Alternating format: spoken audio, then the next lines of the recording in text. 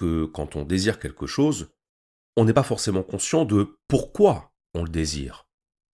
On n'est pas forcément conscient de l'origine de nos désirs. À tel point qu'on s'imagine, la plupart du temps, que nos désirs nous sont propres. Qu'ils nous sont propres, c'est-à-dire qu'ils n'ont pas été influencés, qu'ils n'ont pas été modélisés par d'autres que nous-mêmes. On s'imagine que notre désir, c'est quelque chose de spontané, que ça nous est personnel, que ça nous est intime, que le désir relève de notre pure subjectivité. Eh bien ça, pour quelqu'un comme René Girard, c'est un mensonge. Ce qu'il appelle un mensonge romantique. Pourquoi romantique ? Parce que le romantisme, c'est un mouvement artistique qui repose sur la valorisation du moi, sur l'exaltation du moi.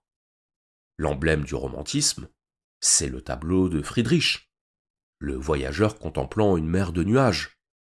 Un homme seul, au sommet de sa montagne, autant dire au-dessus du monde, au-dessus de la masse, au-dessus du troupeau, au-dessus du conformisme social.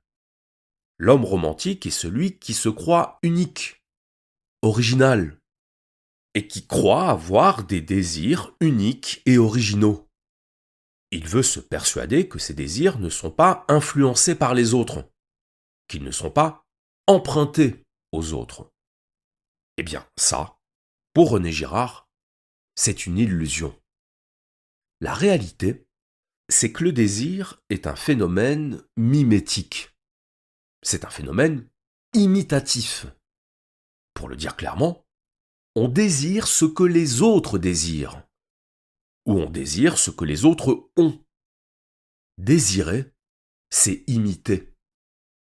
Et donc ce qu'il faut remarquer, c'est que cette idée, elle s'oppose frontalement à la représentation commune du désir.